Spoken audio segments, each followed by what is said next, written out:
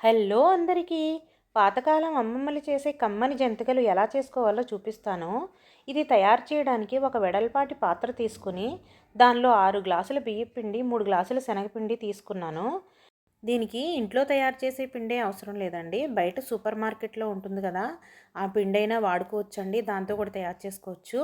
1 tea spoon జీలకర్ర, 1 tea spoon వాము, 2 tea స్పూన్లు కారము, రుచికి సరిపడినంత ఉప్పు.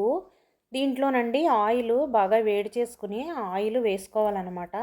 వేసేసుకుని పిండి మొత్తం బాగా కలుపుకోవాలి.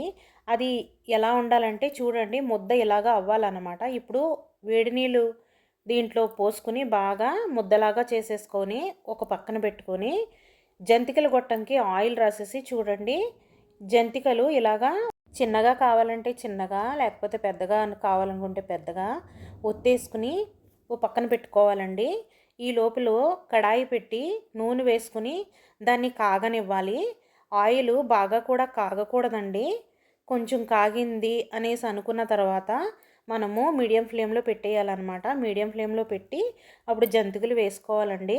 హై ఫ్లేమ్లో ఉంటే జంతికలు మాడిపోతాయండి, కాలకుండాను తొందరగా ఎరుపు వచ్చేస్తాయి. ఇప్పుడు బాగా ఫ్రై చేసుకున్న తర్వాత దాన్ని చూడండి, బుడగలన్నీ పోయి ఇలా ఫ్రై అవ్వాలన్నమాట. ఇదే విధంగా మిగిలిన పిండంతా కూడా జంతికల్లాగా చుట్టుకొని ఫ్రై చేసుకోవాలండి. మన అమ్మమ్మలు చేసే కమ్మని జంతికలు చూశారు కదా, నచ్చితే లైక్ చేయండి, నా ఛానల్ని సబ్స్క్రైబ్ చేసుకోండి. ఈ జంతికలు మీరు కూడా ట్రై చేసి ఎలా వచ్చాయి అనేది కామెంట్ పెట్టండి. Thank you.